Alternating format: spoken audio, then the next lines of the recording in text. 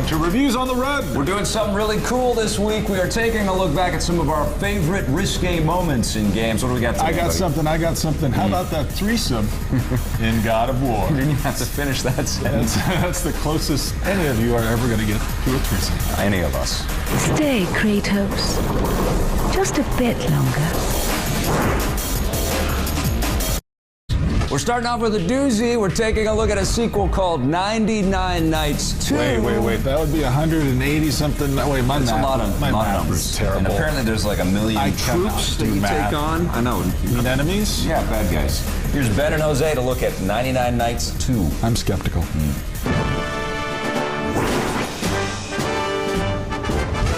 We are talking 99 Nights 2 today. I thought it was 99 felt Luftballons or Luft, whatever that song is.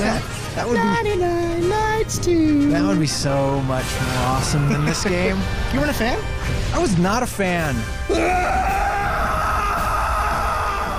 I was not a fan of 99 Nights, and I'll tell you why. Great idea, this kind of giant crowd smashing, button mash. When I first heard about the original game, I was like, this is going to be epic. That game came out when the Xbox 360 was in its infancy, and it was kind of a tech show-off. Like, look how many characters you can have on screen. You know, it's been a couple years since then, and I need more to wow me from my Xbox 360 games, and 99 Nights 2 did not It's just more of the same. I didn't honestly expect this game to, like, earn itself a sequel. And so when I heard it was announced, I was like, all right, well, maybe they're gonna, they're gonna make things cooler. And they tried to make things a little bit cooler. You know, the animations of the deaths and cutting guys in half and stuff is kind of cool, but it's just exactly the same flipping game. In fact, it might even make less sense this time around. I have no idea what happened. I have zero idea. I played the game for like hours and hours. People have no idea. Go on the internet, read about it. I have no idea. You're a guy. Yeah, Galen. Sure. Yeah. At first, you're the Galen. You play as other people too. Yeah, you start off as Galen. There's a Lord of Darkness. Yeah. He's up to no devil, good. Lucifer. That's another name for him. His name. There's a darkness coming over the lands. Right. You have to therefore smash 99 400 million people. Yeah. That's how you save the world, by killing everything. And that's all it takes. I mean, it just takes one man with the help of 4 other characters. Even though you have some variation in the characters, there's like the big beefy guy, there's the faster one. They all almost play identically. Exactly. I was going to say, even though there's different characters, it's all X buttons, Y buttons, B buttons, or power move. And it's the same boring, tedious crap. Level after level, X, Y. I can't believe they didn't open up the world. It's almost a dungeon crawl. You're kind of going from small, room to the next room. You get into the next room, there's 400 guys, you kill them all. You go to the next room, there's 400 more guys, you kill them all. And you just do this for hours and hours and hours. And you easily rack up your 1600 hit combos. I turned the game on, 900 hit Achievement unlocked. 900 hit combos. Boom, done. Yeah. All right. I mean, that makes me feel good inside, but as a gamer, but it wasn't fun, and it hurt my hands. I think it would help if they started off with fewer guys to kill. So maybe when you start the game, you've got 10, 15 guys at a time, and then 20, and then they kind of ramp it up. And it feels like you earn that power. I don't even think it looks that good anymore. I mean, they have a lot of moves. The first generation of 99 Nights looked amazing, especially with all the people on the screen. Now it's like I said, more of the same. Been there, done that a million times, and so have you. And that's why I'm going to give this game a 4.5 out of 10. I'm going to give it a 5.5.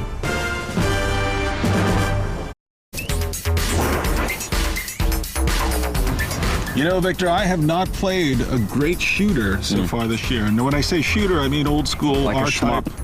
A shmup. That stands for Shoot 'em up. Shoot 'em up. This is Sin and Punishment Star's successor for the Wii. The Wii's got some good shooters, though. I mean, if you factor in the light gun shooters, it's pretty good at targeting and shooting stuff. But I think Sin and Punishment Star's successor is something special. This is something special, and you'll notice right off the top that we are definitely in over-the-top land here. Yeah, no, it's crazy. The game stars 2 characters who look like creepy little elves. Yeah, they're big-headed RPG cast-offs or one something is like that. a man and one is a woman, but I'll be damned if I can tell which one is which. Hand her over or die. Your choice.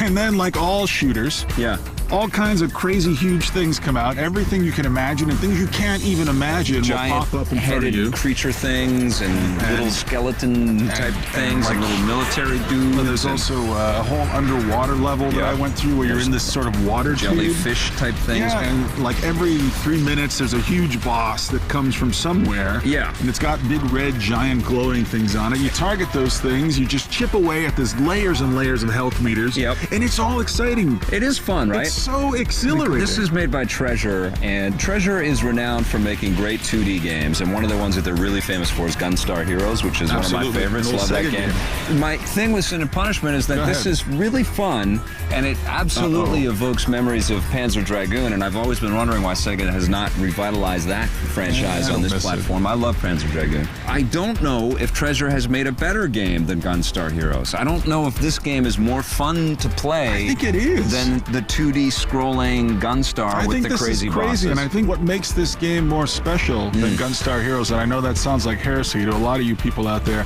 is the way that it goes from this sort of old school traditional shoot 'em up action to this 2D kind of fighting game every now and then. Yeah, because you have really a sword mechanic. So if enemies get close enough to you, you can actually press the attack button, which is normally your fire button. Yeah. And all of a sudden you'll start busting out these Street Fighter 4 caliber type moves, and you have to do this during some of the battles. You absolutely have to. Yeah, no, and it's really fun. You're not as excited as I am. Well, I just felt like this was a downloadable kind of experience. I didn't feel that this was like the epicness of the boss battles. I mean, it is really good. What kind of downloadable experience are you going to get as good as this? I think we're starting to get some of that kind of stuff on the download. This belongs on a disc. It is sure. It is fun, and you do get kind of lost in the experience, but the story doesn't make sense at all. It doesn't feel like a 2010 experience. It feels like a 1985 experience with 2010 polygon. I can't think of any guilty pleasure type game that tops this right now. I mean, I really enjoyed this. No, I really did too. But there are just so many more immersive, huge escapes in games these days, hungry for a shooter experience. I'm giving this a 9. I'd dig it a lot more if it were Panzer Dragoon. I have to be honest. I'm going to give it a 7 out of 10. Okay.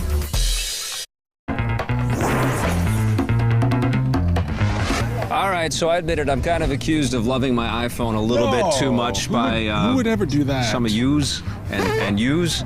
But it was made clear to me when we were playing Blue Dragon on the DS again that the DS is terrific with role-playing games. It is funny. So overwhelmed by role-playing games. You're in love with the DS again. It made me recognize that it's a great platform to kind of lose yourself in these book-like giant story adventures, and we've got one for you today. The DS is kind of like a book.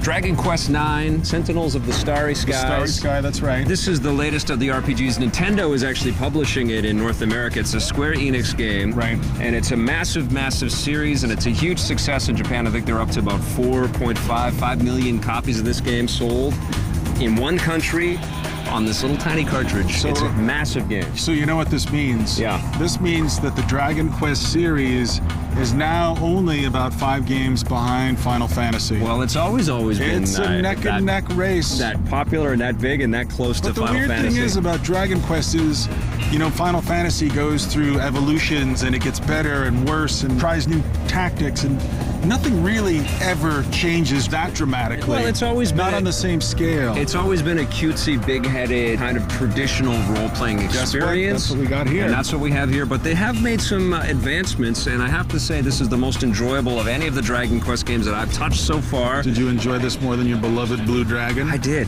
I really had a good time. Oh, he loved that game. I had to listen to it. And you know what they've done this time is they've taken away the random encounters. Thank God that's not happening. So you actually can choose when you want to get into a fight or when you don't want to. The grinding is fun. It's very traditional. I choose to fight you on shoot day. The art style. I see that you're wearing your...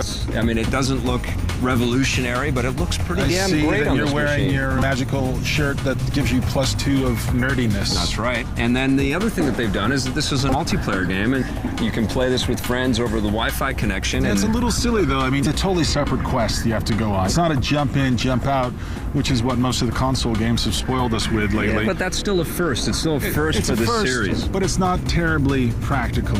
But I gotta tell you, this game is really fun. The script writing is clever. The characters are cool. I think this is one of the most tightly knit and tightly orchestrated Japanese RPGs I've played. It's really engrossing. But listen to me, though. This is the issue. This is something I've been thinking about a lot lately. Yeah. Is there such a thing as a game over-delivering? Is there such a thing as having too much game? It clocks in at well over 100 hours. Yeah, there's and if you're looking for value, you can't beat this. I kind of feel like it's overwhelming on this platform for this crowd in this genre. this is some of the best of the best, and I think that's kind of cool. There are a lot of people out there that only buy, 6 or 7 games a year, and they love to sort of invest themselves into this kind of storytelling and this kind of design. And this is fantastic work. Give them a score so they can decide. I'm giving it a 9 out of 10. I think this is an incredible card. It's only a 7 for me.